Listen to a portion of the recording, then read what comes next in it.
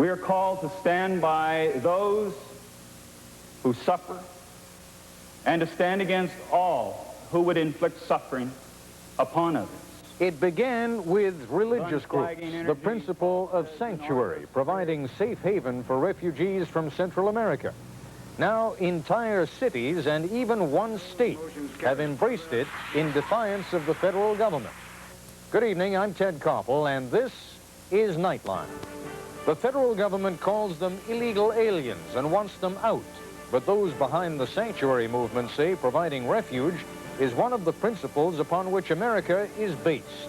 Among our guests, Governor Tony Anaya of New Mexico, who this week proclaimed his state a sanctuary, and Governor Richard Lamb of Colorado, a leader in the fight to restrict illegal immigration. And no matter how old... This is ABC News Nightline. Reporting from Washington, Ted Koppel. There's a trial underway in Tucson. It's been underway for almost 6 months now. The 11 defendants are church leaders from all over the state of Arizona, and they are charged with, among other things, conspiracy. Conspiracy, in this case, to bring illegal aliens into the United States and to hide them, in some cases shield them, from U.S. authorities who might otherwise deport them. The 11 church people are a part of what has come to be known as the Sanctuary Movement, a movement which is so concerned about political refugees, especially from Central America, that it sometimes knowingly breaks the law, and at other times seeks to at least partially make the law a partner. In one state and in 17 cities, it has succeeded. As Nightline correspondent Jed Duval reports, Seattle is one of those cities. I've heard a large number of people who have protested that we not adopt this resolution. The Seattle City Council in debate over sanctuary, arguing the idea of refuge for America's newest immigrants, Central Americans. I would say to you that you must remember your history. Would you have liked that if people had said that to the Irish Americans, to the Polish, to the Jews who fled during World War II? Would you say that to Ruth? Ruth, too afraid to speak unless she hides her face. 15-year-old Ruth from El Salvador. We came here because my father was afraid that we, as his children, were going to get killed because part of my family had already been tortured and killed. So I didn't stand up, and I didn't ask why. This is what sanctuary is. We are called to stand by those who suffer and to stand against all who would inflict suffering upon others. But now I'm gonna stand up, and I'm gonna ask why. Some church people say hundreds of thousands of refugees from El Salvador and Guatemala have fled for their lives and been given sanctuary in many American churches, including this one in Seattle. That has brought a clash with the Immigration and Naturalization Service and arrests, charges, countercharges, lawsuits, and trials, including the one coming to a climax in Tucson. The INS is no happier now that one state, New Mexico, and 17 cities have declared themselves sanctuaries. No, the motion is carried. Further. In January, Seattle became the most recent addition to the list of cities that have declared themselves sanctuaries.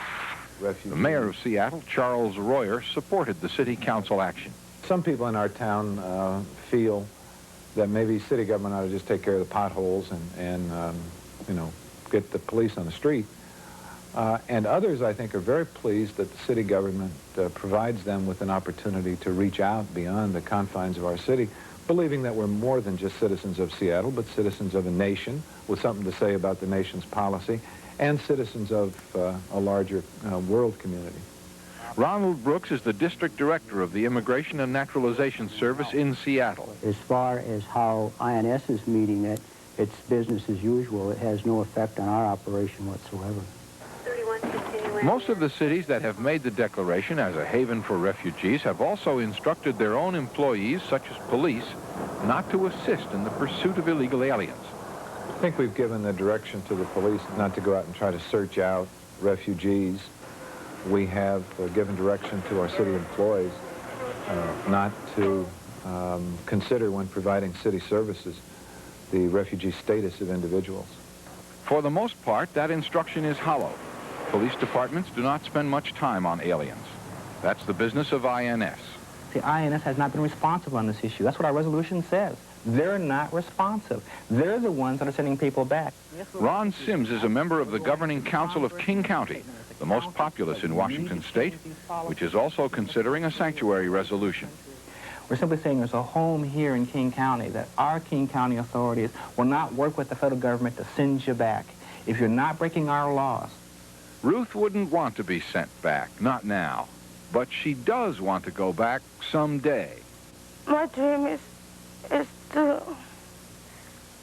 for my country to become as it should be, freedom for everyone, and everyone to be happy without having to worry that the army is gonna come that night and kill your children and your family, and that you will live another day.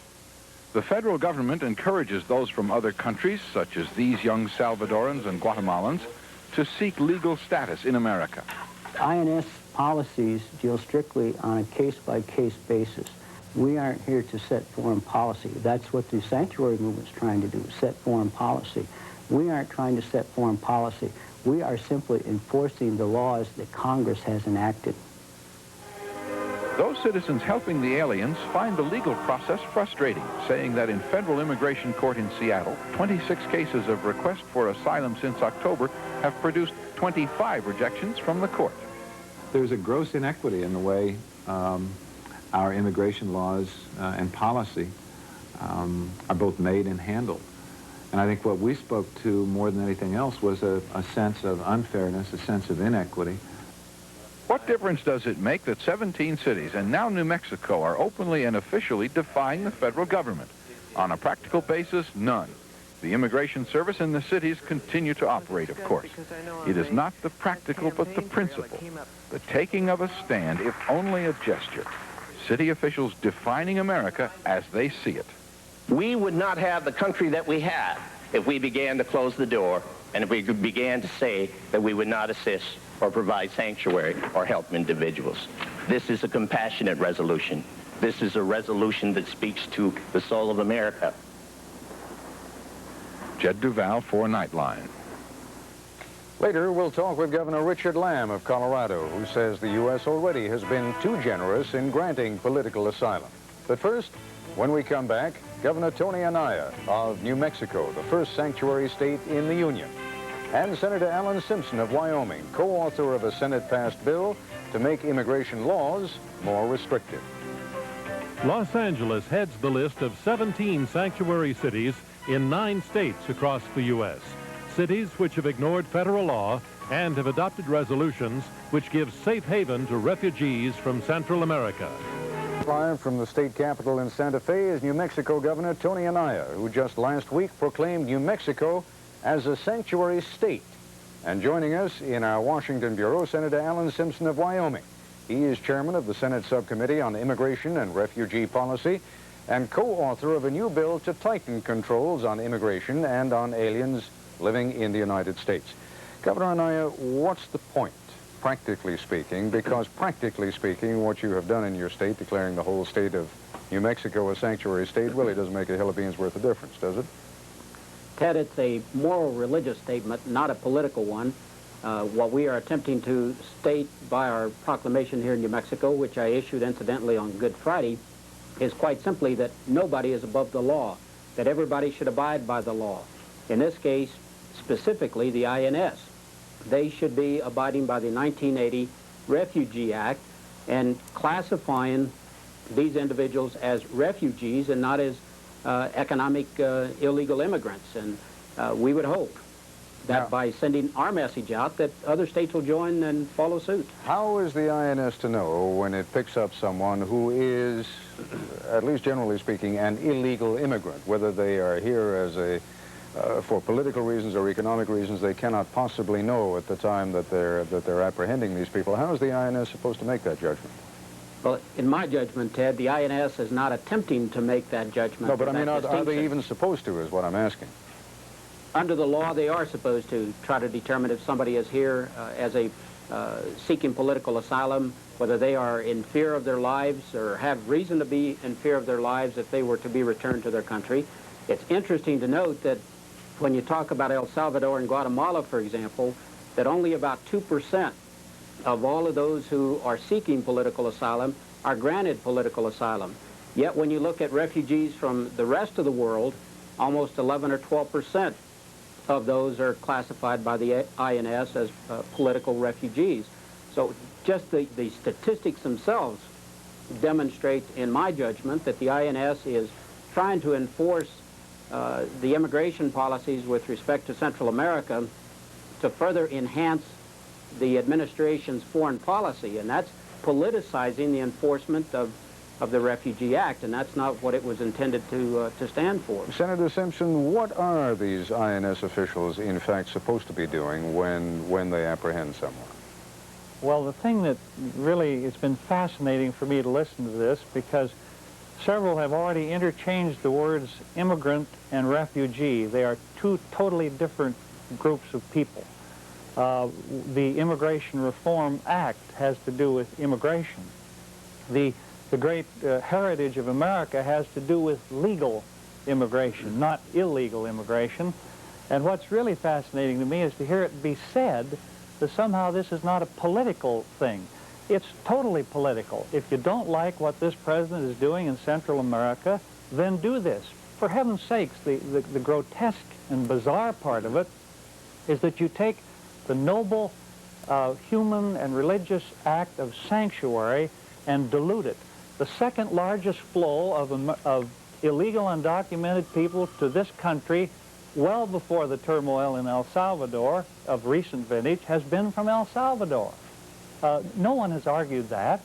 A refugee is a person fleeing persecution based on race, religion, national origin, or membership in a political or social organization. That's a refugee. Yeah, but the question I put to you, Senator Simpson, is what is the obligation of the INS officer if he apprehends someone?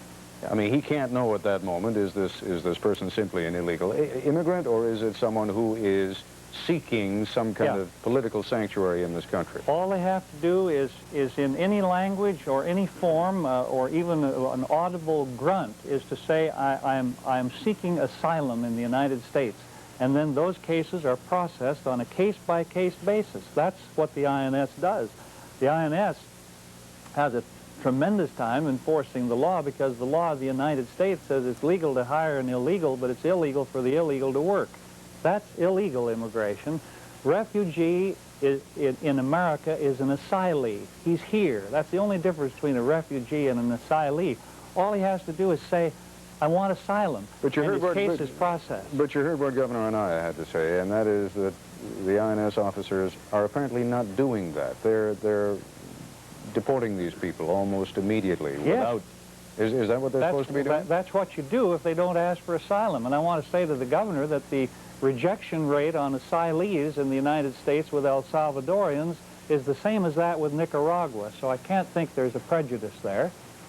All right, go ahead, Governor. A quick point from you, and then I want to bring Governor Lamb in. I would underscore that the declaration that I issued last week refers to Central America. It doesn't make a distinction between El Salvador and Guatemala or any other country. I think we need to treat them all the same. Well, they're not treated the same, because the people in the sanctuary movement are appalled when they get people who are from Nicaragua. They say, look, would you please go on down the road? We're trying to prove a political point here, and that is we don't like this president's ideas in El Salvador, so if you're from Nicaragua, please don't come here. That's not too hot. Senator, I'm talking about a policy, a proclamation that I issued that refers to Central American refugees. Well, I'm talking about... Someone else may want to interpret it. I'm talking about, if you're talking about the law of the United States is that you don't smuggle people in who are here illegally, and that you deal with refugees on a separate basis. I would also like, gentlemen, to get into this issue of municipalities or state governments, I don't want to use a loaded word, but I guess it is, meddling in what is fundamentally a federal responsibility. But we'll get to that in just a moment. When we come back, we'll talk live with a strong advocate of careful controls on immigration, Governor Richard Lamb of Colorado.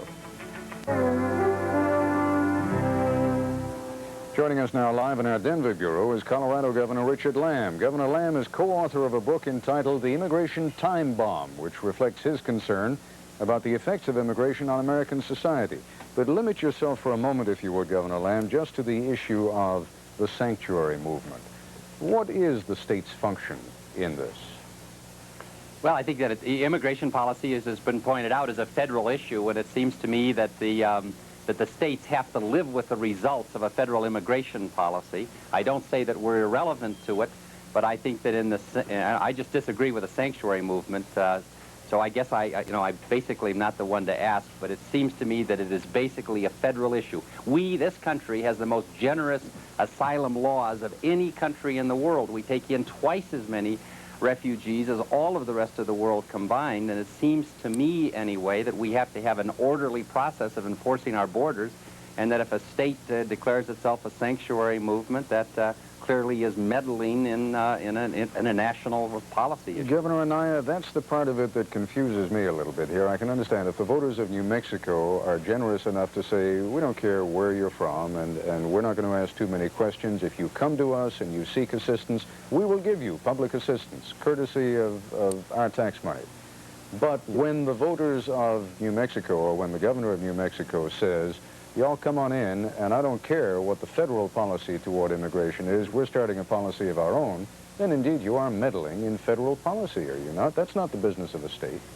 2 points, Ted. First of all, we're not issuing an open invitation and saying, come on in. We're saying, once refugees are here, that the INS should enforce the 1980 Refugee Act the way they do for the rest of the world in Central America, number one. Number two, Governor Lamb has been a very strong proponent, a very good, forceful proponent for states having a voice in tax reform, for example, in deficit reduction. These are issues that heretofore the states have been told, it's none of your business, don't meddle. These are federal issues. But every federal question, every federal issue impacts upon the states, and certainly there's not a single issue that impacts it more than this one, that deals with basic humanitarian principles. And that's, I think that every public official, whether it's state, local, federal, has a responsibility. Search their own conscience and make their own statement. And I don't see this as meddling at all. I see it as a voice, maybe a lonely voice right now, but one that hopefully will be joined by many others, and we can change the way in which the INS is enforcing the policy. Governor Lamb? Well, I think that this is a megaphone to all the 40% of the world, some studies show, live under conditions that are not free. I mean, let's face it, the United States is a marvelous country, and we are surrounded by a sea of people, many of whom, most in many countries, would really like to come to the United States. Now, for a state to declare itself a sanctuary, it seems to me that's a megaphone out to the rest of the world saying, come here. We in these days of Graham Rudman, we are having a very difficult time even to deal with our own poor, and the idea that we can allow all of the rest of the world to export their unemployment to the United States is just unreasonable. Well, let me ask, may I ask? Ted, yes, Senator, come on in. Ted, we continue looking at the wrong side of the equation. Hold on just one second, Governor, and let the Senator join us. May I ask the jackpot question? Here we are trying to do something with illegal immigration. One of the parts of that bill is to legalize the status of 3 to 12 million human beings in the United States, to bring them out of a fearful subculture of human beings who are afraid to go to the cops, afraid to go to a hospital unless it's for a birth, that's a U.S. citizen, and afraid to go to their employer. And it's absolutely curious to me that people who are involved in the sanctuary movement don't want anything to do basically with the legalization, making permanent resident aliens out of people who are here and being exploited. Will somebody tell me how that works? Governor Anaya? Yep. You're talking to someone that does believe in legalization, Senator, as you know. To those that would make the argument that as has already been made, that illegal immigrants take away jobs and somehow decrease the standard of living in this country, virtually every study that has been done, whether it's liberal or conservative or middle of the road, whether it's the RAND study or the President's Council on Economic Advisors or the Heritage Foundation, all these studies have concluded that actually the illegal immigrant creates additional job opportunities, increases the standard of living for others in this country. But I'm not arguing that we should have illegal immigration because it increases our economic standard of living. I'm saying we've got an immigration problem, but let's not focus on this side of the problem. Let's focus on what's actually causing. Gentlemen, I'll tell you what, we're going to have to take a break. When we come back, we're going to have a little more than a minute, and I hope I'm going to get each of you just to tell me whether you think the sanctuary movement in the long run is going to be helpful or harmful to the causes that each of you espouses. We'll continue our discussion in just a moment. Quickly, gentlemen, do you think the sanctuary movement in the long run is going to be helpful or harmful to the causes that each of you espouse? Senator Simpson. It's going to be harmful in its present form. The sanctuary people ought to work within the system and help those people with their petitions for asylum and then not break the law themselves. That might be a start. Governor Lamb. Sanctuary people break the law. I think in the long term, anybody that breaks the law tears down the foundation of America. I think it'll be harmful in the long run. All right, Governor Anaya, since you're outgunned here, I'm going to give you the last word. These religious people that are involved in sanctuary are trying to uphold the law. And if this movement is characterized, successfully so, as a movement of lawbreakers, then it will fail. But I would hope that one of these days the morality of this country will rise and recognize that it's the INS that's breaking the law and not those that are behind the sanctuary movement. Gentlemen, I'm indebted to all of you. Thank you so much for being with us this evening. That's our report for tonight. I'm Ted Koppel in Washington. For all of us here at ABC News, good night.